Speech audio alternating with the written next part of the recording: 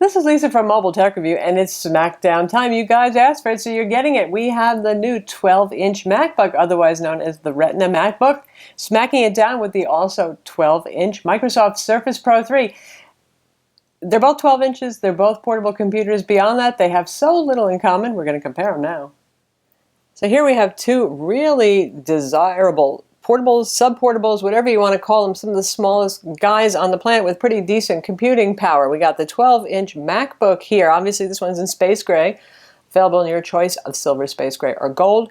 And we have Surface Pro 3 that comes in just one color. I don't think that's terribly important, though. Neither of these is particularly inexpensive. However, Surface Pro 3 will actually be the less expensive between these two. They put more emphasis on fit, finish, style, materials, specs, all that sort of thing than they do on being affordable, obviously. So, with our Surface Pro 3, we have the optional Surface Pro type cover here. With the Mac, it is a laptop first and foremost. It has a permanently attached keyboard. Now, when it comes to keyboards, you're talking about kind of weird and even weirder, right? If you watch our full review of the MacBook, you know that despite the fact that this has very, very little travel, the keyboard is actually very responsive and very clicky. It doesn't ever feel normal. I don't think. You probably, eventually might get used to it and start to think of it as normal, but it's fine for typing. Now, the Surface Pro type cover, which is obviously a removable accessory for our Surface, and it has a little magnetic mount right there. Pretty firmly attached it is. It's backlit. Both of these are backlit. This one has actually a little bit more key travel, but it's kind of odd. It's certainly not a chiclet style keyboard. I actually find it pretty easy to type on, and I do a lot of writing because I write reviews. Now, that's going to be up to you as to how you feel about that. I suggest that you try both of these in stores if you can to see how you like the keyboard, if a keyboard's important to you. There's a big if. Surface Pro 3 is a tablet first and foremost. I think some people that buy it really want to use it like a tablet. They're either using it for note-taking or art, diagramming, anything like that. Of course, it still has a full Core i5 CPU for our $999 model. There's also a Core i3. That's a Y series CPU, less powerful. And then there's a Core i7 available for this guy. So the Core i5, which I think a lot of people go for, that's clocked at 1.9 gigahertz with turbo boost to 2.9 gigahertz.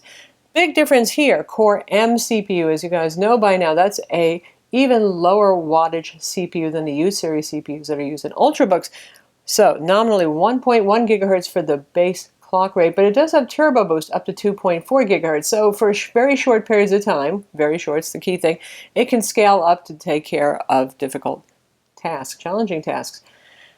Another thing, different operating system. Right, Mac OS here, obviously Windows 8.1 currently running on our Surface Pro 3. Mac OS is very easy on the CPU. It uses a decent amount of RAM these days, but it's not as much of a processor-intensive OS. Though I have to say Windows 8 and 8.1 really managed to pare down the resource requirements as well. Anyway, I would recommend this running Mac OS. If you're going to run Windows on this, save yourself some money maybe and get the Asus ZenBook UX305. Granted, it is 13.3 inches and somewhat heavier, but for the price difference, you might be able to carry a little bit more around. Anyway, back to these two guys in particular. What makes the Surface Pro 3 so special among sort of laptops, if you want to call it that, and even tablets, is the fact that it is a full Ultrabook, basically in the guise of a tablet.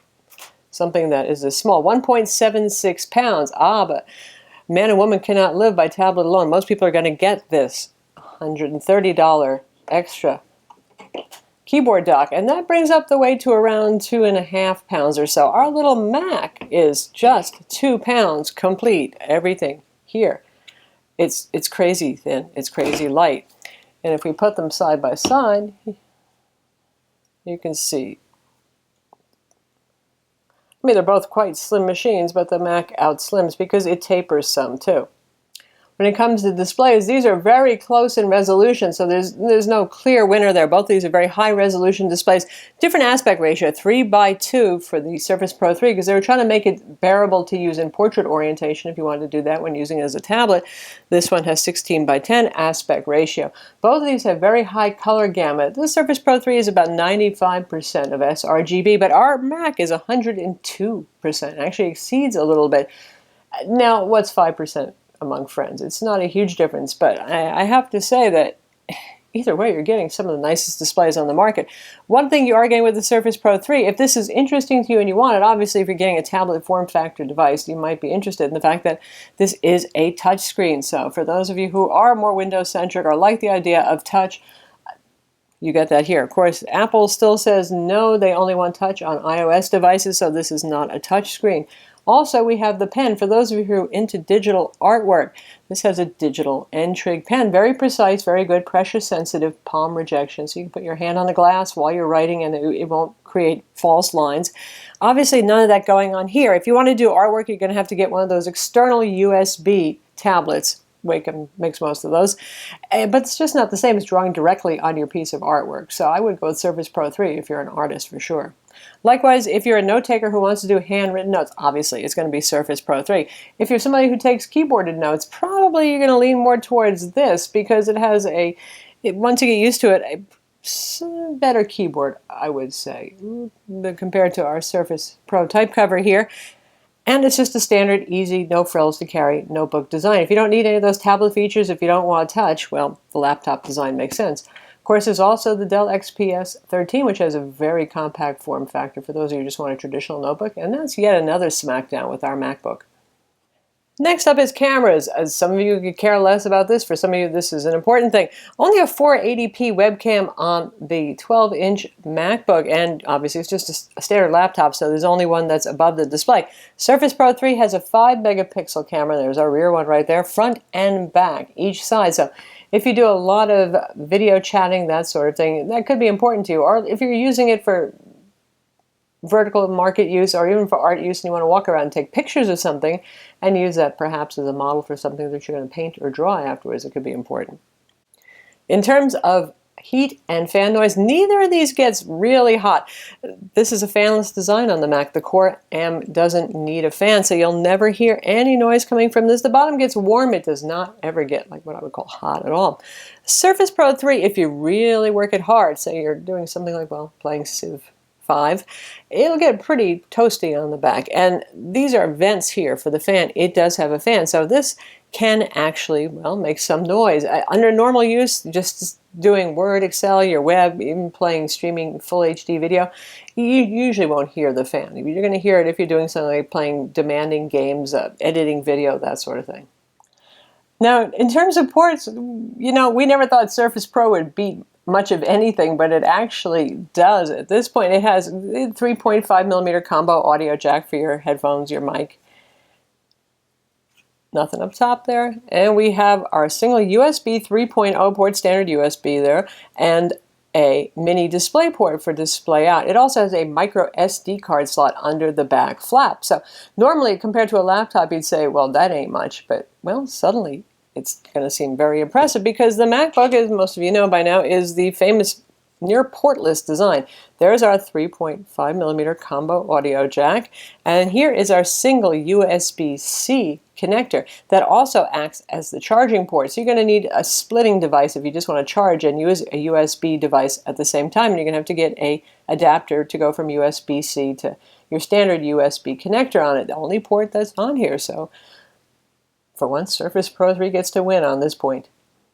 So how about speakers and video playback? Well, they both have two of my favorite displays on the market, so I can tell you that there's not going to be a huge difference in that. So let's listen right now. You can call it the retina MacBook to differentiate it from the old MacBooks, the plastic MacBooks, if you remember those from several years ago. 50% volume for both of these. Obviously, the Surface Pro 3 is not going to set the world on fire with its audio, so let's see how the Mac does. In the world of laptops, ultrabooks, portables, iPad on steroids? No, it's really more than that. This is the 12. Much nicer, right? Much fuller, a bit louder. So nicer speakers built in on the 12-inch MacBook, which was a real surprise to us because we didn't expect anything this small to sound that good. So lastly, there's that money question, which we touched upon a little bit. Surface Pro 3 starts at $799 for the Core i3. In terms of processing power, that's a pretty, it's a Y series Core i3. It's not the sharpest knife in the drawer. It's not much of an advantage over our Core M, especially because it doesn't have turbo boost. But if you're moving up to the $999 Core i5 model with 4 gigs of RAM and 128 gig SSD, now you're starting to talk there in terms of performance. And on Geekbench 3, by the way, on the multi-core test, it scores about 1,000 higher than our Mac does. Single core tests, not as far apart. The Core M does still score slower, but the divide isn't as great there. Another thing about the Surface Pro 3, you're going to want that type cover, aren't you? You're going to need to type on the thing probably, so that's another $130. So then you're really not looking at $999, you're looking at $1,030. So our Mac starts at $1,299, and for $1,299, that's like the next step up in the Surface Pro, where you get 8 gigs of RAM, 256 gig SSD, which is exactly what you get in the Mac. So you're kind of at price parity there, other than the fact that the processor on the Surface Pro 3 is faster. In terms of your storage, in terms of your RAM, in terms of your display resolution, you're pretty on even footing. Both of them have dual band Wi-Fi, 802.11 AC, and Bluetooth as well. And of course, there is the $1,599 configuration, which goes up to a 512 gig SSD on our Mac and 100 megahertz faster CPU. That really doesn't make much of a difference. And with Surface Pro 3, there's also a 512 gig option. You're also looking at around the same money. There's also a Core i7 available on the Surface Pro 3 for those who really want as much computing power as possible. So as you can see, I know there have been some snickers about how overpriced this MacBook is. Once you factor in the cost of that keyboard, you're not really looking at much of a difference in price between these, other than keeping in mind that this one is going to give you more performance, more high horsepower.